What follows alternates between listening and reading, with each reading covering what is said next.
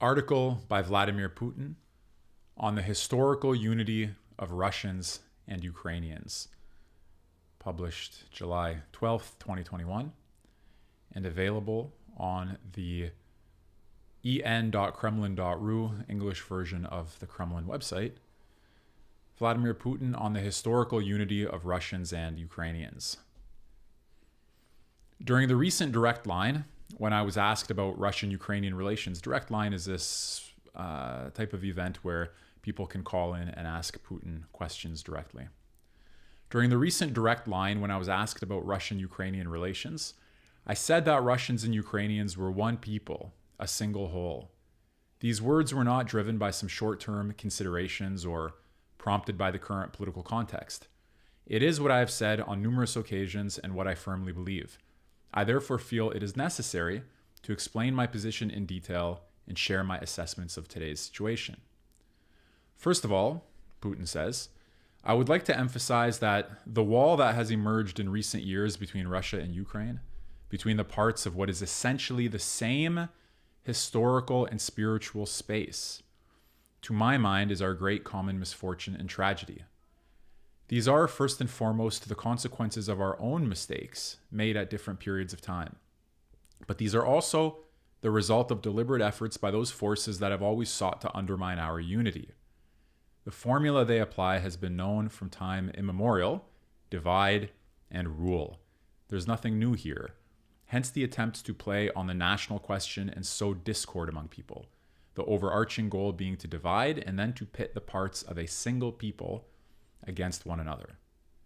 To have a better understanding of the present and look into the future, Putin states, we need to turn to history. Certainly it's impossible to cover in this article all the developments that have taken place over more than 1,000 years. But I will focus on the key pivotal moments that are important for us to remember, both in Russia and Ukraine. Russians, Ukrainians, and Belarusians are all descendants of ancient Rus, which was the largest state in Europe. Slavic and other tribes across the vast territory, from Ladoga, Novgorod, and Pskov to Kiev and Chernigov, were bound together by one language, which we now refer to as Old Russian, economic ties, the rule of the princes of the Rurik dynasty, and after the baptism of Rus, the Orthodox faith. The spiritual choice made by Saint Vladimir, who was both Prince of Novgorod and Grand Prince of Kiev, still largely determines our affinity today. The throne of Kiev held a dominant position in ancient Rus. This had been the custom since the late 9th century. The tale of bygone years captured for posterity the words of Oleg the prophet about Kiev, let it be the mother of all Russian cities. Later, like other European states at that time, ancient Rus faced a decline of central rule and fragmentation. At the same time, both the nobility and the common people perceived Rus as a common territory, as their homeland. The fragmentation intensified after Batu Khan's devastating invasion, which ravaged many cities, including Kiev. The northeastern part of Rus fell under the control of the Golden Horde, but retained limited sovereignty. The southern and western Russian lands largely became part of the Grand Duchy of Lithuania, which most significantly was referred to in historical records as the Grand Duchy of Lithuania and Russia. Members of the princely and boyar clans, Putin continues, would change service from one prince to another, feuding with each other, but also making friendships and alliances. Voivoda Bobrak of Volyn and the sons of Grand Duke of Lithuania, Algirdas, Andrei of Polotsk, and Dmitry of Bryansk, fought next to Grand Duke Dmitry Ivanovich of Moscow on the Kulikovo field.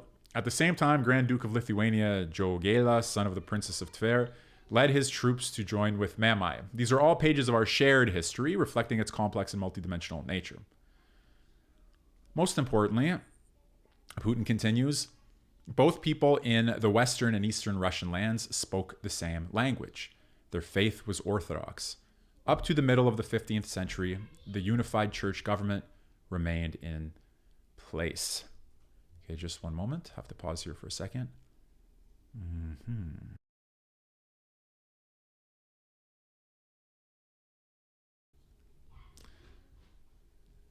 Unruly children.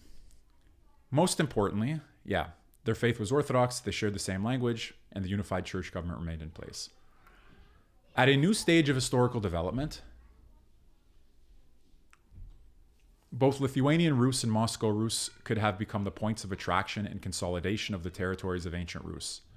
It so happened that Moscow became the center of reunification, continuing the tradition of ancient Russian statehood.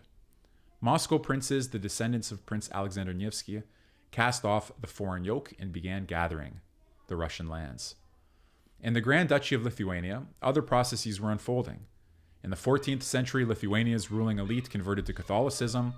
In the 16th century, it signed the Union of Lublin with the Kingdom of Poland to form the Polish-Lithuanian Commonwealth. The Polish Catholic nobility received considerable landholdings and privileges in the territory of Rus. In accordance with the 1596 Union of Brest, part of the Western Russian Orthodox clergy submitted to the authority of the Pope. The process of Polonization and Latinization began, ousting orthodoxy. As a consequence, in the 16th and 17th centuries, the liberation movement of the Orthodox population was gaining strength in the Dnieper region. The events during the times of Hetman Bohdan Khmelnytsky became a turning point. His supporters struggled for autonomy from the Polish-Lithuanian Commonwealth.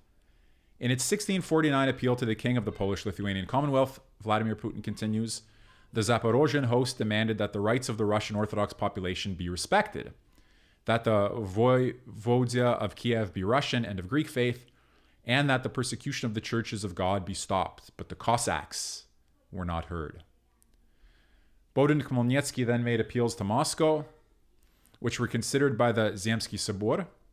On 1st of October 1653, members of the supreme representative body of the Russian state decided to support their brothers in faith and take them under patronage. In January 1654, the Pereyaslav Council confirmed that decision. Subsequently, the ambassadors of Bohdan Khmelnytsky in Moscow visited dozens of cities, including Kiev, whose populations swore allegiance to the Russian Tsar. Incidentally, nothing of the kind happened at the conclusion of the Union of Lublin. I'm going to stop here for a minute, remind you what we're looking at together. This is an article by Vladimir Putin on the historical unity of Russians and Ukrainians from mid-2021. In a letter to Moscow in 1654, Khmelnytsky thanked Tsar Alexei Mikhailovich for taking the whole Zaporozhian host, and the whole Russian Orthodox world under the strong and high hand of the Tsar. It means that in their appeals to both the Polish king and the Russian Tsar, the Cossacks referred to and defined themselves as Russian Orthodox people.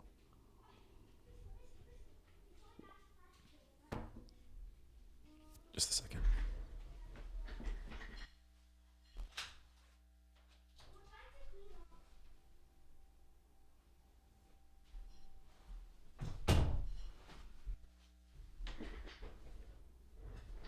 Over the course of the protracted war between the Russian state and the Polish-Lithuanian Commonwealth, some of the hetmans, successors of Khmelnytsky, would detach themselves from Moscow or seek support from Sweden, Poland, or Turkey. But again, for the people, that was a war of liberation. It ended with the truce of Andrusovo in 1667. The final outcome was sealed by the Treaty of Perpetual Peace in 1686. Oh, treaties of perpetual peace. Would that they would ever remain in perpetuity. The Russian state incorporated the city of Kiev and the lands on the left bank of the Dnieper River, including Poltava region, Chernigov region, and Zaporozhye. Their inhabitants were reunited with the main part of the Russian Orthodox people. These territories were referred to as Malorossiya, Little Russia. The name Ukraine was used more often in the meaning of the old Russian word Ukraina, periphery, which is found in written sources from the 12th century, referring to various border territories. And the word Ukrainian, judging by archival documents, originally referred to frontier guards who protected the external borders. On the right bank, which remained under the right bank of Dnieper, which remained under the Polish-Lithuanian Commonwealth, the old orders were restored, and social and religious oppression intensified. On the contrary, the lands on the left bank, taken under the protection of the unified state, saw rapid development. People from the other bank of Dnieper moved here en masse. They sought support from people who spoke the same language and had the same faith. Putin continues, during the Great North War with Sweden, The people in Malorossiya were not faced with a choice of whom to side with. Only a small portion of the Cossacks supported Mazepa's rebellion. People of all orders and degrees considered themselves Russian and Orthodox. Cossack senior officers belonging to the nobility would reach the heights of political, diplomatic, and military careers in Russia. Graduates of Kiev Mohyla Academy played a leading role in church life. This was also the case during the Hetmanate, an essentially autonomous state formation with a special internal structure, and later in the Russian Empire. Malo-Russians in many ways helped build a big common country, its statehood, culture, and science. They participated in the exploration and development of the Urals, Siberia, the Caucasus, and the Far East. Incidentally, during the Soviet period, natives of Ukraine held major, including the highest posts in the leadership of the unified state. Suffice it to say that Khrushchev and Brezhnev, whose party biography was most closely associated with Ukraine, led the Communist Party of the Soviet Union for almost 30 years. Okay, once again, those of you who are just arriving or who are clicking through the video later, I'm reading out loud this article by Vladimir Putin on the historical unity of Russians and Ukrainians, July 12th, 2021, available in English on the Kremlin website.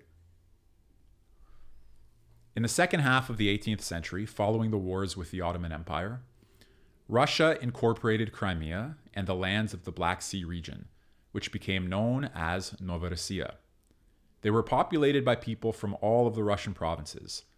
After the partitions of the Polish-Lithuanian Commonwealth, the Russian Empire regained the western Old Russian lands, with the exception of Galicia and Transcarpathia, which became part of the Austrian and later Austro-Hungarian Empire. The incorporation of the western Russian lands into a single state was not merely the result of political and diplomatic decisions. It was underlain by the common faith, shared cultural traditions, and I would like to emphasize it once again, Putin states, language similarity. Thus, as early as the beginning of the 17th century, one of the hierarchs of the Uniate Church, Joseph Rutsky, communicated to Rome that people in Muscovia called Russians from the Polish-Lithuanian Commonwealth their brothers, that their written language was absolutely identical, and differences in the vernacular were insignificant. He drew an analogy with the residents of Rome and Bergamo. These are, as we know, the center and the north of modern Italy.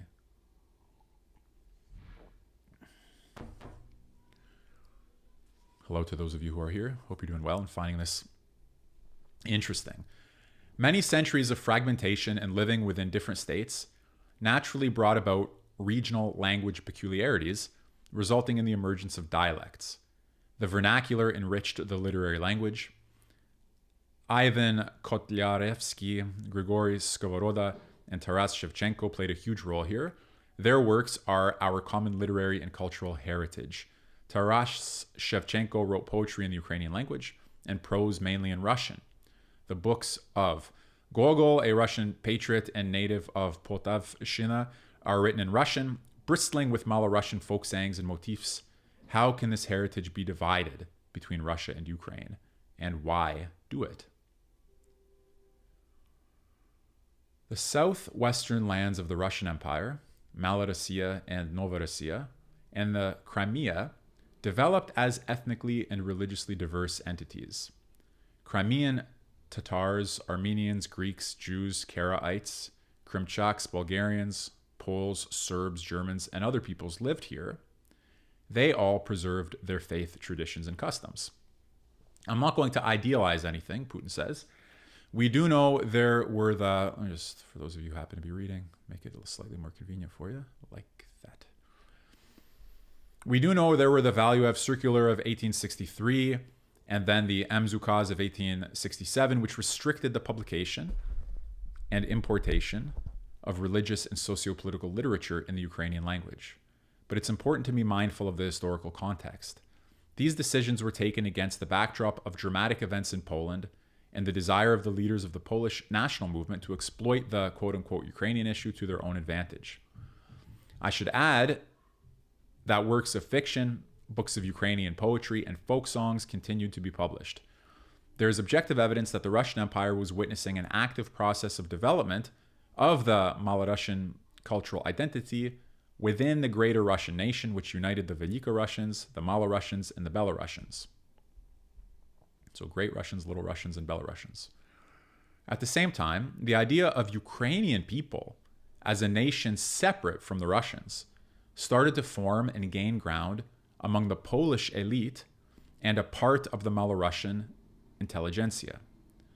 Since there was no historical basis and could not have been any, conclusions were substantiated by all sorts of concoctions, which went as far as to claim that the Ukrainians are the true Slavs and the Russians, the Muscovites, are not. Such hypotheses became increasingly used for political purposes as a tool of rivalry between European states. Since the late 19th century, Putin continues, the Austro-Hungarian authorities had latched onto this narrative, using it as a counterbalance to the Polish national movement and pro-Muscovite sentiments in Galicia. During World War I, Vienna played a role in the formation of the so-called Legion of Ukrainian Sikh Riflemen. Galicians suspected of sympathies with Orthodox Christianity and Russia were subjected to brutal repression and thrown into the concentration camps. Further developments had to do with the collapse of European empires, the fierce civil war that broke out across the vast territory of the former Russian Empire, and foreign intervention. After the February Revolution in March 1917, the Central Rada was established in Kiev, intended to become the organ of supreme power. In November 1917, in its third universal, it declared the creation of the Ukrainian People's Republic as part of Russia.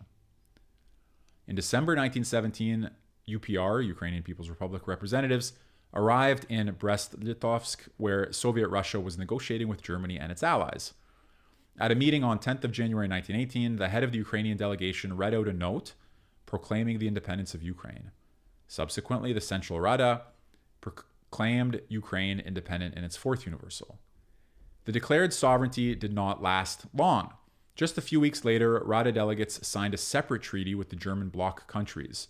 Germany and Austro-Hungary were at the time in a dire situation and needed Ukrainian bread and raw materials.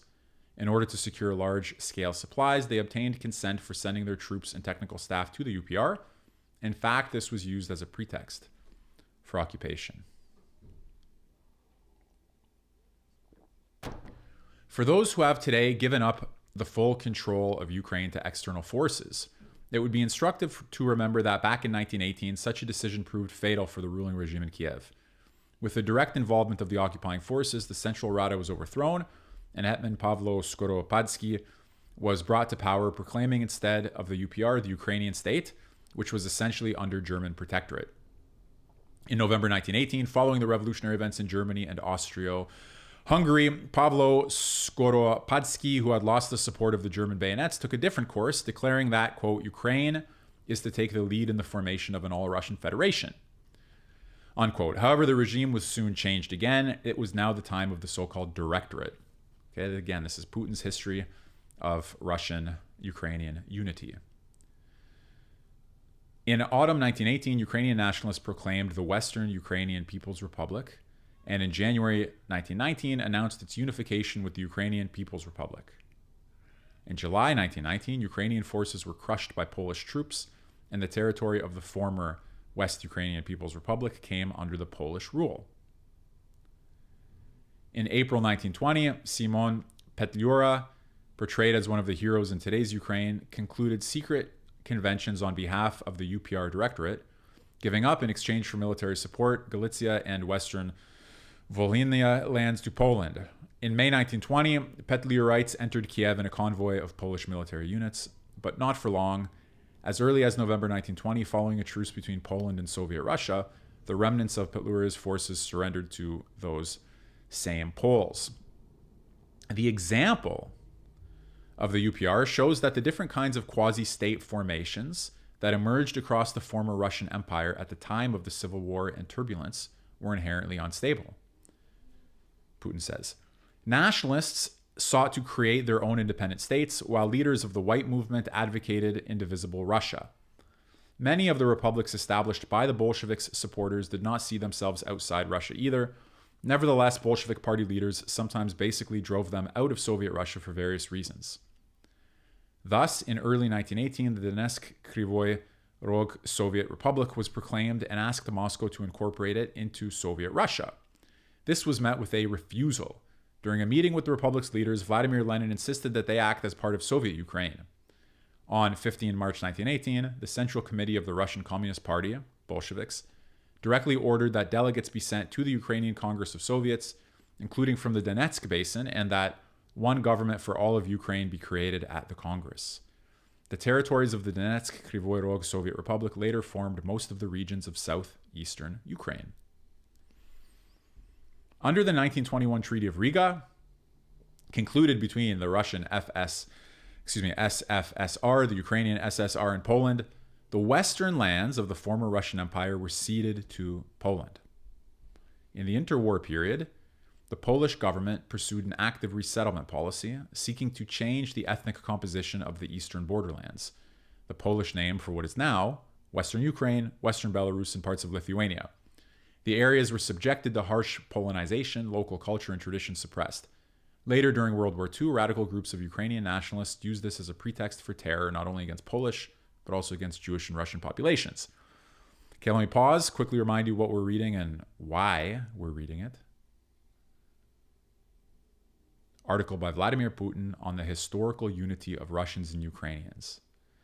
Now, if you're following events in Russia and Ukraine, as concerns NATO and potential war and all of that, then I think it's quite clear you should have some interest in how Putin understands the relationship between Russians and Ukrainians, how he understands the history, and what issues are for him the most salient and relevant in an interpretation today of American action, NATO intentions, and possible relations between Russia, Ukraine, and Russia and Eastern Ukraine. So we read this because it helps us to understand how Putin would interpret the situation in light of Russian history, Russian-Ukrainian history. Those of you who find this uninteresting, that's fair enough, but those of you who want to understand the situation, this kind of thing is just important. In 1922, when the USSR was created, with the Ukrainian Soviet Socialist Republic becoming one of its founders, a rather fierce debate among the Bolshevik leaders resulted in the implementation of Lenin's plan to form a union state as a federation of equal republics. The right for the republics to freely secede from the Union was included in the text of the Declaration on the Creation of the Union of Soviet Socialist Republics, the USSR, and subsequently in the 1924 USSR Constitution. By doing so, the authors planted in the foundation of our statehood the most dangerous time bomb, which exploded the moment the safety mechanism provided the leading role of the Communist Party of the Soviet Union was gone, the party itself collapsing from within. A parade of sovereignties followed. Okay, so you had this ticking time bomb, the right for the republics to freely secede from the Union, and after time, that bomb exploded. On 8th November 1991, the so-called Belovezh Agreement on the Creation of the Commonwealth of Independent States, CIS, was signed, stating that the USSR as a subject of international law and a geopolitical reality no longer existed. By the way, Putin adds Ukraine never signed or ratified the CIS charter adopted back in 1993. In the 1920s to 1930s, the Bolsheviks actively promoted the localization policy, which took the form of Ukrainianization in the Ukrainian SSR. Symbolically, as part of this policy and with consent of the Soviet authorities, Grushevsky, former chairman of the Central Rada, one of the ideologists of Ukrainian nationalism, who at a certain period of time had been supported by Austria-Hungary, was returned to the USSR and was elected member of the Academy of Sciences. The localization policy undoubtedly played a major role in the development and consolidation of the Ukrainian culture, language, and identity. At the same time, under the guise of combating so-called Russian great power chauvinism, Ukrainization was often imposed on those who did not see themselves as Ukrainians.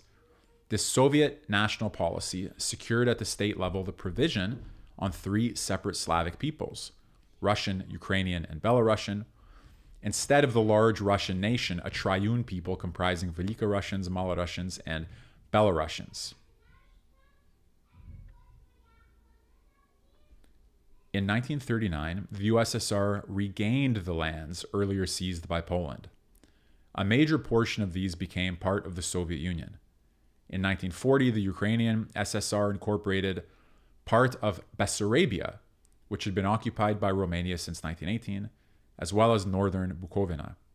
In 1948, Zmeyny Island, Snake Island, in the Black Sea became part of Ukraine. In 1954, the Crimean region of the RSFSR was given to the Ukrainian SSR in gross violation of legal norms that were in force at the time. I would like to dwell, Putin says, on the destiny of Carpathian Ruthenia, which became part of Czechoslovakia following the breakup of Austria-Hungary. Rusins made up a considerable share of local population. While this is hardly mentioned any longer after the liberation of Transcarpathia by Soviet troops, the Congress of the Orthodox population of the region voted for the inclusion of the Carpathian Ruthenia in the RSFSR, or as a separate Carpathian Republic in the USSR proper. Yet the choice of people was ignored. In summer 1945, the historical act of the reunification of Carpathian Ukraine with its ancient motherland, Ukraine, as the Pravda newspaper put it, was announced. Therefore, modern Ukraine, Putin concludes, is entirely the product of the Soviet era. We know and remember well that it was shaped for a significant part on the lands of historical Russia. To make sure of that, it's enough to look at the boundaries of the lands reunited with the Russian state in the 17th century and the territory of the Ukrainian Soviet Socialist Republic when it left the Soviet Union. The Bolsheviks treated the Russian people as inexhaustible material for their social experiments. They dreamt of a world revolution that would wipe out national states. That is why they were so generous in drawing borders and bestowing territorial gifts. It is no longer important what exactly the idea of the Bolshevik leaders who were chopping the country into pieces was. We can disagree about minor details, background, and logics behind certain decisions. One fact is crystal clear. Russia was robbed indeed, Putin says. When working on this article, I relied on open source documents that contain well-known facts rather than on some secret records. The leaders of modern Ukraine and their external patrons prefer to overlook these facts. They do not miss a chance, however, both inside the country and abroad, to condemn the crimes of the Soviet regime, quote unquote, listing among them events with which neither the CPSU nor the USSR, let alone modern Russia, have anything to do. At the same time, the Bolsheviks' effort to detach from Russia its historical territories are not considered a crime, and we know why. If they brought about the weakening of Russia, our ill wishes are happy with that. Of course, inside the USSR, borders between republics were never seen as state borders. They were nominal within a single country, which, while featuring all the attributes of a federation, was highly centralized. This again was secured by the CPSU's leading role. But in 1991, all those territories and, what's more important, people found themselves abroad overnight, taken away this time indeed from their historical motherland. What can be said to this? Putin asks. Things change. Countries and communities are no exception. Of course, some part of a people in the process of its development, influenced by a number of reasons and historical circumstances, can become aware of itself as a separate nation at a certain moment. How should we treat that? There's only one answer: with respect. You want to establish a state of your own? You're welcome. But what are the terms? I will recall the assessment given by one of the most prominent political figures of New Russia, first mayor of St. Petersburg, Anatoly Sobchak. As a legal expert who believed that every decision must be legitimate, in 1992 he shared the following opinion. The republics that were founders of the Union, having denounced the 1922 Union Treaty, must return to the boundaries they had before joining the Soviet Union. All other territorial acquisitions are subject to discussion, negotiations, given that the ground has been revoked. In other words, when you leave, take what you brought with you. This logic, Putin says, is hard to refute. I will just say that the Bolsheviks had embarked on reshaping boundaries even before the Soviet Union, manipulating with territories to their liking in disregard of people's views. The Russian Federation recognized the new geopolitical realities, and not only recognized, but indeed did a lot for Ukraine to establish itself as an independent country. Throughout the difficult 1990s and in the new millennium, we have provided considerable support to Ukraine, Putin says. Whatever political arithmetic of its own Kiev may wish to apply, in 1991 to 2013, Ukraine's budget savings amounted to more than 82 billion US, while today it holds on to the mere 1.5 billion US of Russian payments for gas transit to Europe. If economic ties between our countries had been retained, Ukraine would enjoy the benefit of tens of billions of dollars. Obviously, at 2014, those relations would have stopped. Ukraine and Russia have developed as a single economic system over decades and centuries. The profound cooperation we had 30 years ago is an example for the European Union to look up to. We're naturally complementary economic partners. Such a close relationship can strengthen competitive advantages, increasing the potential of both countries. Ukraine used to possess great potential, which included powerful infrastructure, gas transportation system, advanced shipbuilding, aviation, rocket and instrument engineering industries, as well as world-class scientific, design, and engineering schools. Taking over this legacy and declaring independence, Ukrainian leaders promised that the Ukrainian economy would be one of the leading ones, and the standard of living would be among the best in Europe. Today, high-tech industrial giants that were once the pride of Ukraine and the entire Union are sinking. Engineering output has dropped by 42% over 10 years. The scale of deindustrialization and overall economic degradation is visible in Ukraine's electricity production, which has seen a nearly 2-time decrease in 30 years. Finally, according to IMF reports, in 2019, before the coronavirus pandemic broke out, Ukraine's GDP per capita had been below 4,000 US. This is less than in the Republic of Albania, the Republic of Moldova, or unrecognized Kosovo. Nowadays, Ukraine is Europe's poorest country. Who, Vladimir Putin asks, is to blame for this? Is it the people of Ukraine's fault? Certainly not. It was the Ukrainian authorities who wasted and frittered away the achievements of many generations. We know how hardworking and talented the people of Ukraine are. They can achieve success and outstanding results with perseverance and determination. And these qualities, as well as their openness, innate optimism, and hospitality, have not gone. The feelings of millions of people who treat Russia not just well, but with great affection, just as we feel about Ukraine, remain the same. Until 2014, hundreds of agreements and joint projects were aimed at developing our economies, business and cultural ties, strengthening security, and solving common social and environmental problems. They brought tangible benefits to people both in Russia and Ukraine. This is what we believed to be most important. And that's why we had a fruitful interaction with all, I emphasize, with all the leaders of Ukraine. After the events in Kiev of 2014, Putin continues, I charged the Russian government to elaborate options for preserving and maintaining our economic ties within relevant ministries and agencies. However, there was and is still no mutual will to do the same. Nevertheless, Russia is still one of Ukraine's top 3 trading partners, and hundreds of thousands of Ukrainians are coming to us to work, and they find a welcome reception and support. So that's what the quote-unquote aggressor state is. When the USSR collapsed, many people in Russia and Ukraine sincerely believed and assumed that our close cultural, spiritual, and economic ties would certainly last, as would the commonality of our people, who had always had a sense of unity at their core. However, events, at first gradually and then more rapidly, started to move in a different direction. Alas, I add. In essence, Ukraine's ruling circles decided to justify their country's independence through the denial of its past.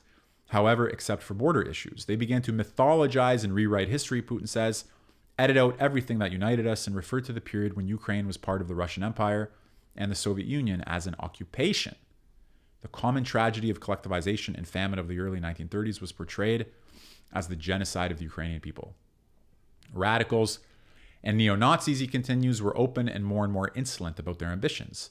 They were indulged by both the official authorities and local oligarchs, who robbed the people of Ukraine and kept their stolen money in Western banks, ready to sell their motherland for the sake of preserving their capital. To this should be added the persistent weakness of state institutions and the position of a willing hostage to someone else's geopolitical will. I recall that long ago, well before 2014, the US and EU countries systematically and consistently pushed Ukraine to curtail and limit economic cooperation with Russia. We, as the largest trade and economic partner of Ukraine, suggested discussing the emerging problems in the Ukraine-Russia-EU format, but every time we were told that Russia had nothing to do with it and that the issue concerned only the EU and Ukraine, de facto Western countries rejected Russia's repeated calls for dialogue.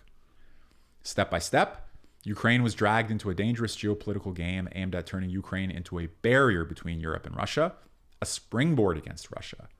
Inevitably, there came a time when the concept of Ukraine is not Russia was no longer an option. There was a need for the anti-Russia concept, which we will never accept. The owners of this project, Putin continues, took as a basis the old groundwork of the Polish-Austrian ideologists to create an anti-Moscow Russia. And there's no need to deceive anyone that this is being done in the interests of the people of Ukraine. The Polish-Lithuanian Commonwealth never needed Ukrainian culture, much less Cossack autonomy. In Austria-Hungary, historical Russian lands were mercilessly exploited and remained the poorest.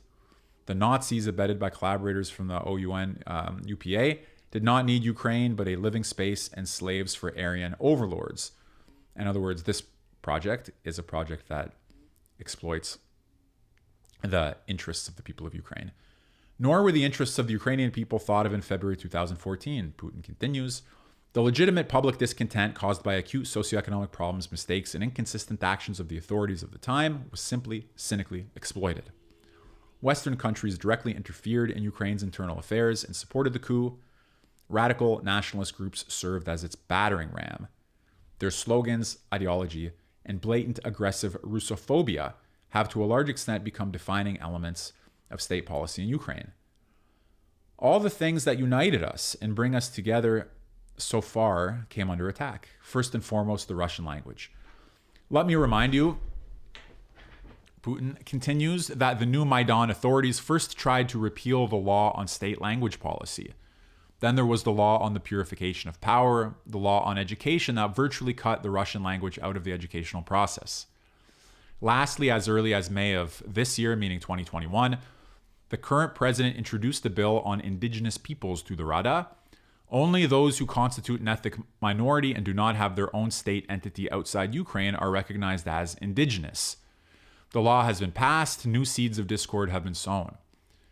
And this is happening in a country, as I have already noted, that is very complex in terms of its territorial, national, and linguistic composition and its history of formation.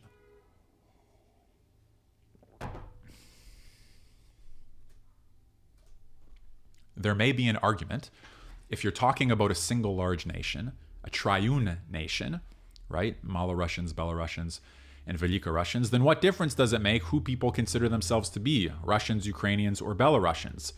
I completely agree with this, Putin says, especially since the determination of nationality, particularly in mixed families, is the right of every individual free to make his or her own choice.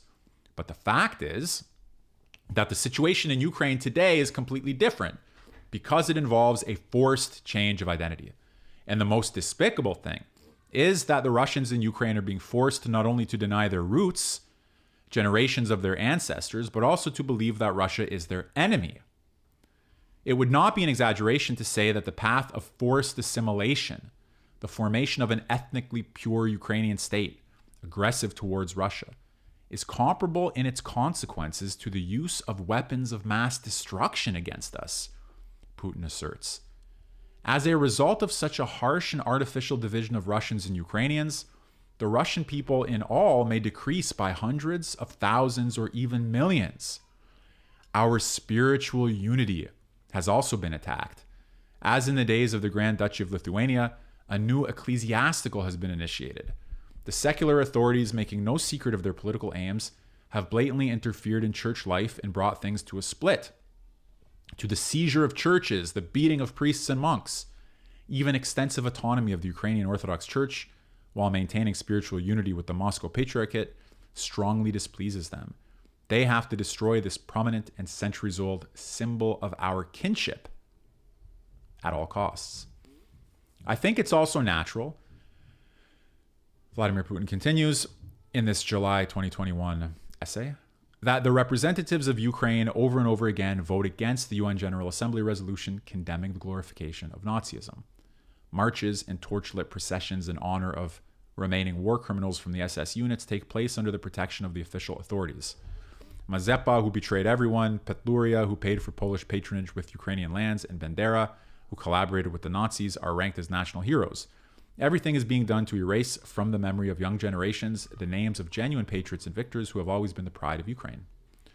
For the Ukrainians who fought in the Red Army and partisan units, the Great Patriotic War was indeed a patriotic war because they were defending their home, their great common motherland.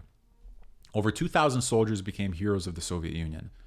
Among them are legendary pilot Ivan Kozhedub, fearless sniper defender of Odessa and Sevastopol, Ludmila Pavlyashenko, valiant guerrilla commander Sidor Kovpak. This indomitable generation fought. Those people gave their lives for our future, for us. To forget their feat is to betray our grandfathers, mothers, and fathers. Just going to pause. Those of you who are tuning in, who are here, who are flipping ahead in the video later and want to know what you're hearing, article by Vladimir Putin on the historical unity of Russians and Ukrainians, available on the Kremlin website, July 12th, 2021.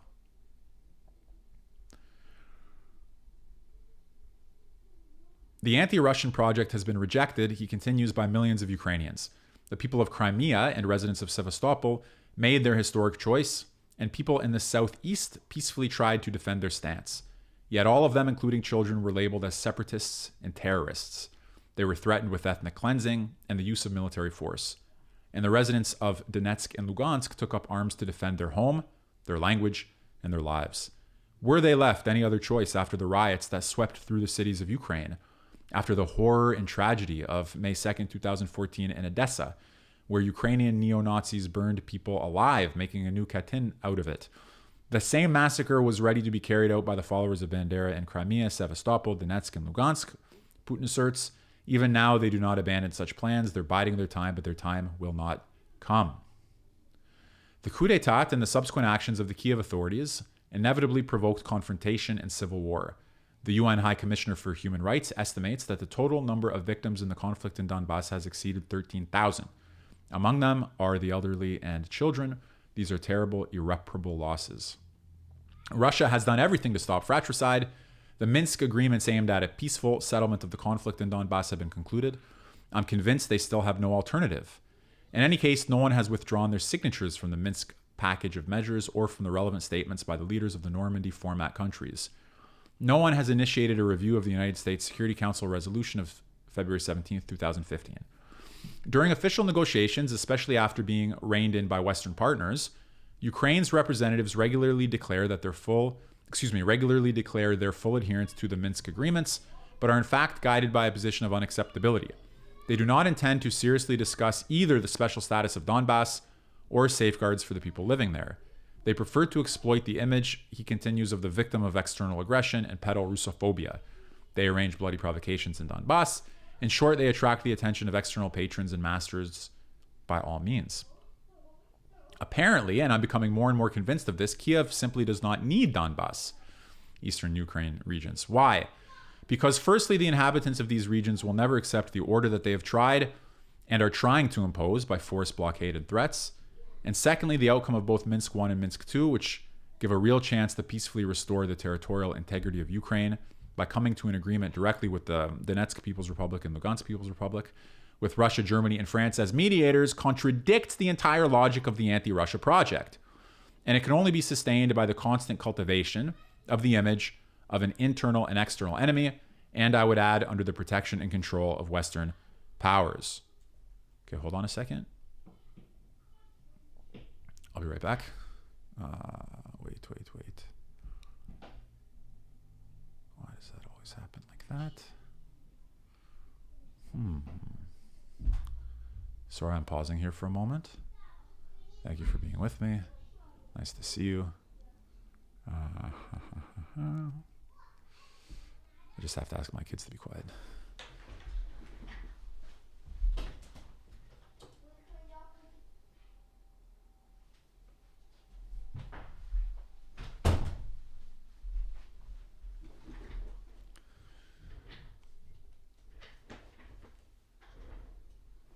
Jim, thanks. Akiva, nice to see you. Everybody else who's here, hope you are enjoying this.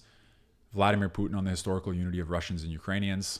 Let's go back to the essay. Where did we stop here? This is actually what's happening, so let me just go back here. It can only be sustained by the constant cultivation of the image of an internal and external enemy, and I would add, under the protection and control of the Western powers.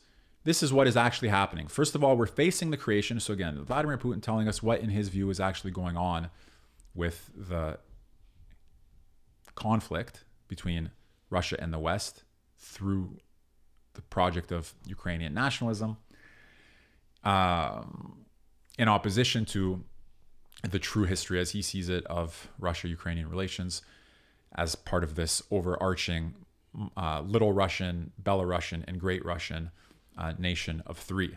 First of all, we're facing the creation of a climate of fear in Ukrainian society, aggressive rhetoric, indulging neo-Nazis, and militarizing the country. Along with that, we're witnessing not just complete dependence, but direct external control, including the supervision of the Ukrainian authorities, security services, and armed forces by foreign advisors, military development of the territory of Ukraine, and deployment of NATO infrastructure. This was July 2021, so we're seeing Putin's perspective on what's going on, and hopefully this gives you some insight into what he considers to be the threat and the situation. It's no coincidence that the aforementioned flagrant law on indigenous peoples was adopted under the cover of large-scale NATO exercises in Ukraine. In other words, denying indigeneity to Russians. This is also a disguise for the takeover of the rest of the Ukrainian economy and the exploitation of its natural resources. The sale of agricultural land is not far off, and it's obvious who will buy it up. From time to time, Ukraine is indeed given financial resources and loans, but under their own conditions and pursuing their own interests with preferences and benefits for Western companies. By the way, who will pay these debts back? Apparently, it's assumed that this will have to be done not only by today's generation of Ukrainians, but also by their children, grandchildren, and probably great-grandchildren. The Western authors of the anti-Russia project set up the Ukrainian political system in such a way that presidents, members of parliament, and ministers would change, but the attitude of separation from and enmity with Russia would remain. Reaching peace was the main election slogan of the incumbent president, Zelensky. He came to power with this. The promises turned out to be lies. Nothing has changed, and in some ways the situation in Ukraine and around Donbas has even degenerated. In the anti-Russia project, Putin continues, there's no place either for a sovereign Ukraine, despite all rhetoric of protecting Ukrainian sovereignty, or for the political forces that are trying to defend its real independence. Those who talk about reconciliation in Ukrainian society, about dialogue, about finding a way out of the current impasse, are labeled as pro-Russian agents. Again, for many people in Ukraine, the anti-Russia project is simply unacceptable, and there are millions of such people, but they're not allowed to raise their heads. They have had their legal opportunity to defend their point of view, in fact, taken away from them. They're intimidated, driven underground. Not only are they persecuted for their convictions, for the spoken word, for the open expression of their position, but they're also killed. Murderers, as a rule, go unpunished. Today, the quote-unquote right patriot of Ukraine is only the one who hates Russia. Moreover, the entire Ukrainian statehood, as we understand it, is proposed to be further built exclusively on this idea. Hate and anger, as world history has repeatedly proved this, are a very shaky foundation for sovereignty, fraught with many risks and dire consequences, many serious risks and dire consequences. All the subterfuges, Putin continues, associated with the anti-Russia project are clear to us, and we will never allow our historical territories and people close to us living there to be used against Russia. And to those who will undertake such an attempt, I would like to say that this way they will destroy their own country. The incumbent authorities in Ukraine like to refer to Western experience, seeing it as a model to follow. Just have a look at how Austria and Germany, the USA and Canada live next to each other. Close in ethnic composition, culture, in fact sharing one language, they remain sovereign states with their own interests, with their own foreign policy. But this does not prevent them from the closest integration or allied relations. They have very conditional, transparent borders, and when crossing them, the citizens feel at home. They create families, study, work, do business. Incidentally, so do millions of those born in Ukraine who now live in Russia. We see them as our own close people. Russia is open to dialogue with Ukraine and ready to discuss the most complex issues, but it's important for us to understand that our partner is defending its national interests, but not serving someone else's, and is not a tool in someone else's hands to fight against us. And again, earlier in this essay, Putin gave some historical examples of when that has been the case before to help bolster his reasoning for why it may be the case again. We respect the Ukrainian language and traditions. We respect Ukrainians' desire to see their country free, safe, and prosperous. I am confident that true sovereignty of Ukraine is possible only in partnership with Russia. Our spiritual human, and civilizational ties, formed for centuries, have their origins in the same sources. They have been hardened by common trials, achievements, and victories. Our kinship has been transmitted from generation to generation. It's in the hearts and the memory of people living in modern Russia and Ukraine, in the blood ties that unite millions of our families. Together, we have always been and will be many times stronger and more successful, for we are one people. Today, these words, Vladimir Putin concludes, may be perceived by some people with hostility. They can be interpreted in many possible ways, yet many people will hear me, and I will say one thing. Russia has never been and will never be anti-Ukraine. And what Ukraine will be, it is up to its citizens to decide. End of this article by Vladimir Putin on the historical unity of Russians and Ukrainians. You can say in the chat or in the comment what jumped out at you there. I think maybe one of the most surprising passages was, as you remember if you were here for the whole time, the one that I'm trying to find where he said that I just want to read it again because it was one of the memorable lines. Let me see here. Yeah. It would not be an exaggeration, Putin said in this article. It would not be an exaggeration to say that the path of forced assimilation, the formation of an ethnically pure Ukrainian state, aggressive towards Russia, and that's what he says he thinks is happening, is comparable in its consequences to the use of weapons of mass destruction against us.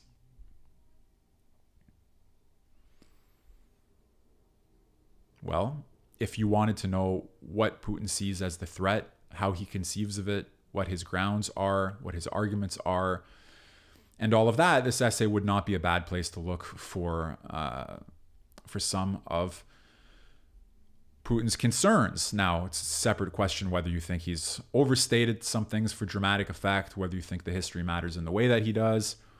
But look, there's a notion of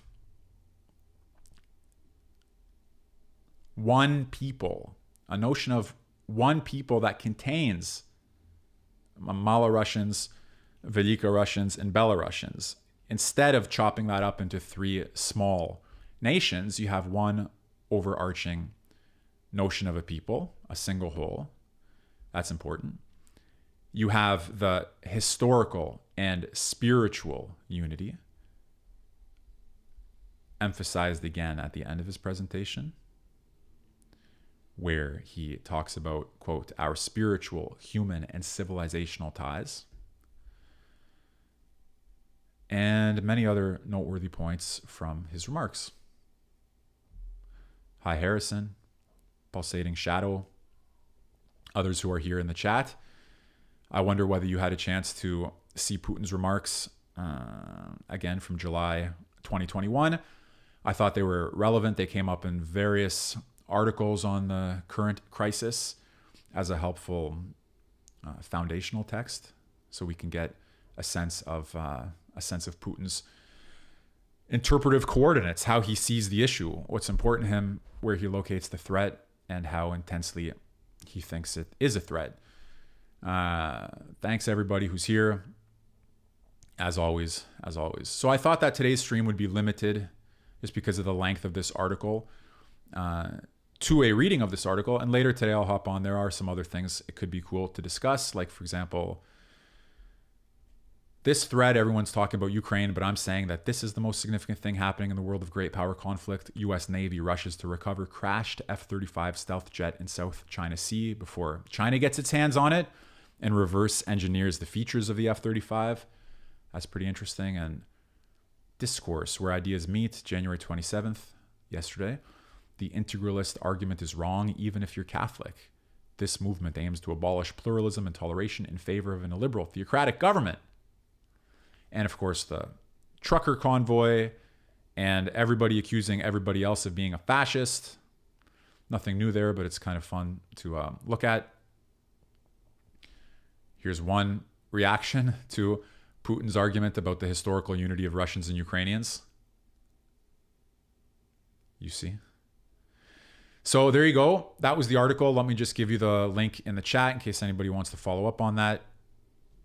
This is what we read in the stream. I hope you enjoyed it. I hope you learned something. And I'll see you in the next live stream. Take care. Be well. Stay safe. Goodbye.